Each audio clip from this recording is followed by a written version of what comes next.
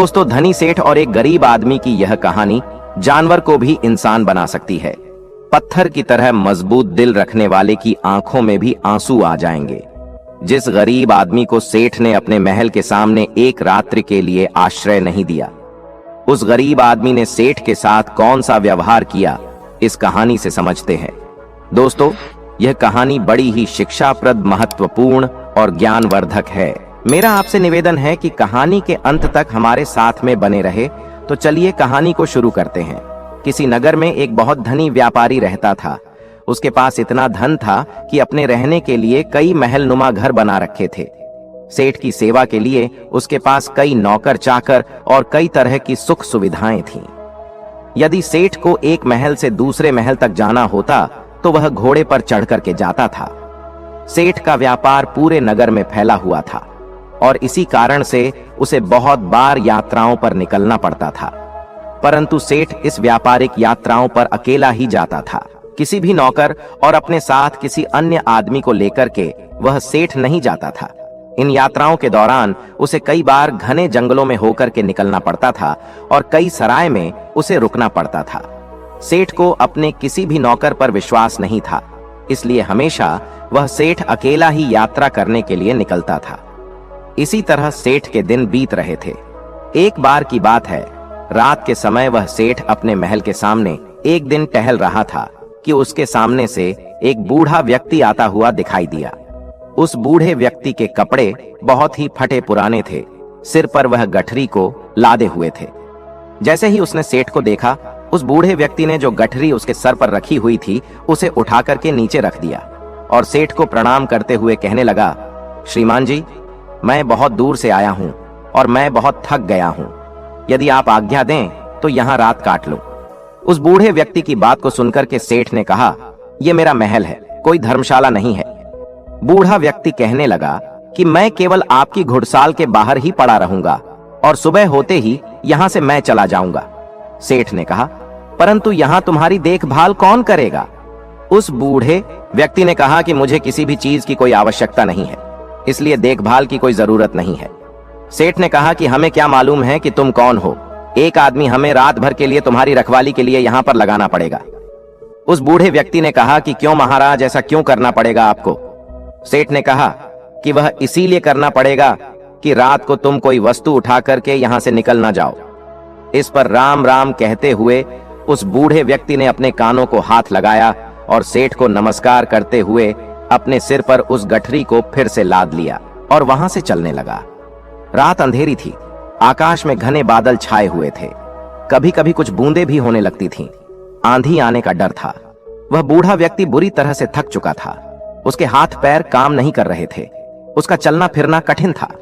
परंतु सेठ के इन कटु शब्दों ने उसे ऐसा घायल कर दिया था कि उसने अब उस नगर के किसी भी शहरी के पास जाकर के विश्राम करने का विचार छोड़ दिया था। जोरों की बरसात होने लगी। जिस तरह रात का अंधकार बढ़ता जा रहा था, उसी तरह से बूढ़ा आदमी भी अपने सर पर गठरी को लादे हुए आगे चला जा रहा था। समय बीतता गया। कुछ दिनों के बाद वह सेठ अपने मित्रों और अन्य सेवकों के साथ एक दिन शिकार खेलने के लिए जंगल में निकल पड़ा। शिकार खेलते समय अपना घोड़ा एक हिरण के पीछे उसने लगा दिया। बहुत ही प्रयत्न करने के बाद वह उसके हाथ ना लगा और इसी दौड़ में वह सेठ अपने साथियों से आगे निकल चुका था। जंगल घना था और घने जंगल में घुस जाने के कारण वह सेठ अपने नगर का मार्ग भूल चुका था। लगभग कई घंटों वह जंगल में भटकता रहा। इतने में ही रात हो गई। बारिश चालू हो गई, आंधी चलने लगी और बादल छा गया।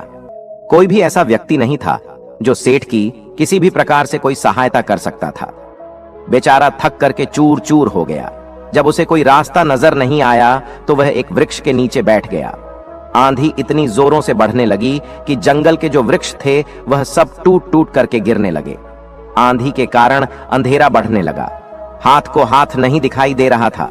प्रकृति के इस प्रकोप से घबराकर के सेठ का जो घोड़ा था वह अपने बचाव के लिए इधर उधर भागने लगा।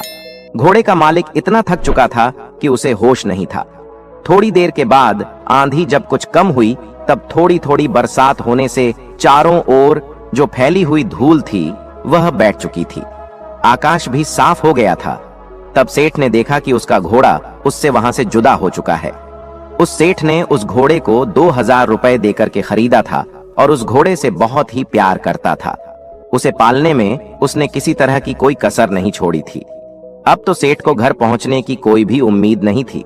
कहते हैं कि सवेरा होने के आसपास रात का अंधकार बहुत बढ़ जाता है और इसी तरह आशा और सूर्य की किरणों के पहुंचने से पहले निराशा और दुख का अंधेरा भी बहुत अधिक हो जाता है। बहुत अधिक दुखी और निराश हो जाने पर उस सेठ को दूर से एक व्यक्ति आता हुआ दिखाई दिया। पहले तो उस व्यक्ति को देखकर वह सेठ सहम गया कि कहीं यह व्यक्ति कोई चोर या डाकू ना हो जो उसे आकर के लूट ले। परंतु जब उस व्यक्ति ने सेठ के पास आकर के नमस्कार करते हुए अपने होठों की मुस्कान से सेठ के हृदय को निर्मल कर दिया, तब सेठ को बड़ी उम्मीद दिखाई दी। उसे आशा का प्रकाश दिखाई देने लगा। हंसते हुए उस व्यक्ति ने सेठ से कहा, आप इतने क्यों घबराते हैं? साथियों के बिछड़ने से, राह भटकने से और किसी की सहायता न मिलने से। कहते हुए सेठ ने अपनी सारी जो कहानी थी उस व्यक्ति को सुना दी। उस व्यक्ति ने जब सेठ की कहानी सुनी तो उसको सेठ पर दया आ गई और वह सेठ को लेकर अपनी झोपड़ी में चला गया। वहां जाकर उसने बताया कि वह अपने माता पिता के साथ रहता है। जो भी रूखा सूखा भोजन हम लोग खाते हैं आप भी खा लेना और यहीं पर रुककर विश्राम कर लेना। सेठ ने कहा कि परंतु मेरे घोड़े का क्या होगा? उस व्यक्ति ने कहा, सुबह होने से पहले मैं आपके घोड़े को किसी भी तरह से ढूंढ लूंगा। सेठ ने कहा कि वह कैसे ढूंढोगे तुम? बड़ा घना जंगल है, इतनी अंधेरी रात है, तुम कैसे ढूंढ सकोगे? उस व्यक्ति ने कहा कि मैं इस जंगल के कोने कोने से वाकिफ हूं। सेठ ने कहा, तो क्या तुम मेरे साथियों को भी ढूंढ सकोगे? उस व्यक्ति ने कहा, यदि वे इस जंगल में हुए तो मैं अवश्य ही उन्हें ढूंढ निकालूंगा। इस उत्तर को सुनकर उस अमीर सेठ को बड़ा ही संतोष हुआ। उसके मन में बड़ी उम्मीद जगी और इस तरह से वह सेठ पूरी तरह से निश्चिंत हो चुका था। वह अब भी सोया नहीं था कि उस व्यक्ति ने सेठ के सामने एक दूध का कटोरा लाकर रख दिया। सेठ ने कहा कि यह क्या है महाशय? उस व्यक्ति ने कहा कि सेठ जी, यह हमारी बकरी का दूध है। सेठ ने कहा कि तुम्हारे पास कितनी बकरियां हैं? उस व्यक्ति ने कहा कि मेरे पास तो सिर्फ एक बकरी है। सेठ ने कहा, क्या एक बकरी इतना दूध दे सकती है? यह एक शेर से अधिक नहीं होगा, तुम भी पियो। उस व्यक्ति ने कहा कि नहीं, पिताजी ने कहा है कि आज का जो भी दूध है वह केवल अतिथि सेवा में लगाया जा सकता है। आज हम लोग दूध नहीं पिएंगे। सेठ ने कहा कि ऐसा क्यों? उस व्यक्ति ने कहा कि हमारे यहाँ सबसे बढ़िया चीज दूध को समझा जाता है और अतिथि की सेवा में हम लोग इसको पेश कर देते हैं। मैं पिताजी का इकलौता पुत्र हूँ और दूध हमारे यहाँ सर्वोत्तम भोजन समझा जाता है। पिताजी ने यह आपकी सेवा में भेजा है। सेठ ने कहा कि तुम तो सचमुच देवता हो। सेठ की बात को सुनकर के वह व्यक्ति कहने लगा, नहीं सेठ जी, देवता तो बहुत दूर की चीज है, हम तो पूरी मानवता को भी नहीं अपना सके। उसकी बात को सुनकर सेठ ने कहा, नहीं भैया, मानवता तो आप में कूट कूट कर भरी हुई है। इस तरह बातें करते करते वह सेठ सो गया। अपने अतिथि की सच्ची सेवा करने वाला वह व्यक्ति चुपके से उठा और हाथ में मसाल लिया और अपने अतिथि के घोड़े को ढूंढने के लिए वहां से वह चल दिया। ढूंढते ढूंढते वह सुबह के समय के आसपास ढूंढा। बहुत ढूंढने के बाद आखिर उसे घोड़ा मिल गया। वह अपने अतिथि का घोड़ा लाकर के अपनी झोपड़ी पर लौट आया। जब उसकी मां ने देखा कि अतिथि का घोड़ा मिल गया है तो वह उठकर के घोड़े के लिए चारा डालने लगी।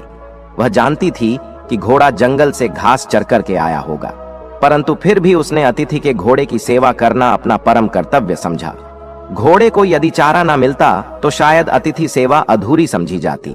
सुबह के समय जब वह अमीर सेठ सो करके जगा तो उसने देखा कि उसका जो घोड़ा है वह चारा खा रहा था और अतिथि सेवक वह व्यक्ति उसके सामने हाथ जोड़े हुए कह रहा था, आज ईश्वर ने हमारी लाज रख ली। उसको सुनकर सेठ ने पूछा कि कैसे? तब उस व्यक्ति ने कहा, सेठ जी, आपका घोड़ा सकुशल मिल गया। यदि वह सामने की ओर निकल जाता तो शायद बाघ उसे अपना शिकार बना लेता। इतना सुनकर के उस सेठ ने उस व्यक्ति को बहुत सा धन्यवाद दिया। इस समय उसे व्यक्ति की वृद्ध माता ने अतिथि के लिए दूध का कटोरा भर करके भेज दिया। दूध पी लेने के बाद सेठ घर लौटने की इच्छा प्रकट करते हुए कहा, मैं तुम्हारे पिताजी से मिलना चाहता हूं। वह नवयुवक अपने पिता को बुलाने के लिए गया। उसके पिता बिस्तर पर लेटे हुए आराम कर रहे थे। उस युवक ने पहुंच करके कहा कि पिताजी, जो अतिथि महाशय हैं वह आपको याद कर रहे हैं उसके पिताजी ने पूछा कि किस लिए? पुत्र ने कहा कि वे घर जाना चाहते हैं। पिता ने कहा, उनसे कहो कि कुछ दिन और ठहरे। पुत्र ने कहा कि मैंने कहा था, परंतु वह नहीं माने। पिता ने कहा, अच्छा तो उन्हें उनके घर तक छोड़ करके आओ। पुत्र ने कहा, जाने से पहले वह आपके दर्शन करना चाहते हैं। पिता ने कहा, बेटा अच्छा तो यही होगा कि मैं उनसे ना मिलूं। पिता की इस तरह की बात सुनकर पुत्र को कुछ आश्चर्य हुआ। उसने अपने पिता के सामने मुख से भी कोई शब्द नहीं कहा था। आज वह पिता को इस प्रकार देखने लगा मानो उसकी आंखों में कोई शब्द लिखा हो। पिता ने पुत्र के प्रश्न को पढ़ लिया और उसे धीरे से समझाता हुआ कहने लगा, बेटे तुम शायद यही पूछना चाहते हो कि मैं अतिथि से इस प्रकार दूर रह करके उसका निरादर क्यों कर रहा हूँ। असल में मेरी इस बात में भी अतिथि का सत्कार का भाव ही भरा हुआ है। पुत्र ने पिता की बात को सुनकर के कहा, मैं इस अनादर में आदर की भावना को समझ नहीं सका पिताजी। पिता ने कहा, समझाऊं भी कैसे? पुत्र ने पिता से कहा कि ऐसी कौन सी कठिन बात है जो मुझे न समझा सके? पिता ने कहा, यह एक व्यर्थ घटना है जिसके बारे में बताना नहीं चाहता। पुत्र ने कहा कि अच्छा तो अतिथि महोदय से आपके बारे में क्या कहूं? पिता ने कहा कि यही कि पिताजी बूढ़े हैं और रोगी भी हैं। वह बिस्तर से उठ करके चलने फिरने में असमर्थ है, इसलिए उनका बाहर आना कठिन है। पुत्र ने अपने पिता का जो संदेश था वह जाकर के उस सेठ को सुना दिया। इस बात को सुनकर सेठ कहने लगा, इस पवित्र स्थान पर आकर मैं ऐसे महात्मा को देखे बिना यहां से कैसे वापस चला जाऊं, जिसके घर में भूले भटके को मार्ग दिखाया जाता है, जहां अतिथि की सेवा जी जान लगाकर की जाती है, जहां अजनबी अतिथि के घोड़े को ढूंढने के लिए घर वाले अपनी जान की बाजी लगा देते हैं, और जहां जो घर की गृहिणी है वह अपना खान पान उठाकर अतिथि के घोड़े की पेट भरने के लिए तैयार करती है। तुम्हारे पिता को देखकर ही मेरा जीवन सफल हो सकता है। सेठ का संदेश पुत्र ने पिता तक पहुंचा दिया। अब बूढ़ा क्या करता, उसे सेठ के सामने आना ही पड़ा। सेठ ने देखते ही पहचान लिया कि यह तो वही बूढ़ा है जो कुछ दिन पहले उनके महल के सामने सर पर गठरी उठाए हुए आया था। एक रात के लिए उसने आश्रय मांगा था और सेठ ने उसे चोर तक कह दिया था। कितनी दानवता थी उसके दुर्व्यवहार में। इस वृद्ध के पुत्र ने अपनी मानवता का परिचय देकर उस सेठ के हृदय को बिल्कुल बदल दिया था। अमीर सेठ हाथ जोड़ करके खड़ा हो गया और अपने दुर्व्यवहार के लिए उस बूढ़े व्यक्ति से क्षमा याचना करने लगा। बूढ़े व्यक्ति ने कहा, आपकी ओर से क्षमा याचना का प्रश्न ही पैदा नहीं होता है, क्योंकि मैं बाहर आकर के आपको उस पुरानी घटना को याद नहीं दिलाना चाहता था। आपके आग्रह को मैं टाल नहीं सका, इसलिए मुझे यहां आना पड़ा। इससे शायद आपको बड़ा दुख हुआ हो, अतः मुझे आपसे क्षमा मांगनी चाहिए। सेठ ने कहा, कितना ऊंचा है आपका व्यक्तित्व। इतना कह करके वह अमीर सेठ उस वृद्ध के चरणों में गिर पड़ा। उसके नेत्रों से पश्चाताप के आंसू झर रहे थे, उसके होंठ फड़फड़ा रहे थे, मानो वह यही कह रहे हों कि इस बूढ़े की झोपड़ी महलों से भी कहीं ऊंची है, क्योंकि यहाँ मानवता का निवास है। इसके बाद उस सेठ को उसके पुत्र ने सुरक्षित उसके घर तक पहुंचाया। इस घटना के बाद उस सेठ का हृदय परिवर्तन हो गया। जहां कठोर हृदय वाला वह सेठ था, उसे किसी पर विश्वास और दया की भावना उसके मन में नहीं होती थी। वहीं सेठ बिल्कुल बदल चुका था।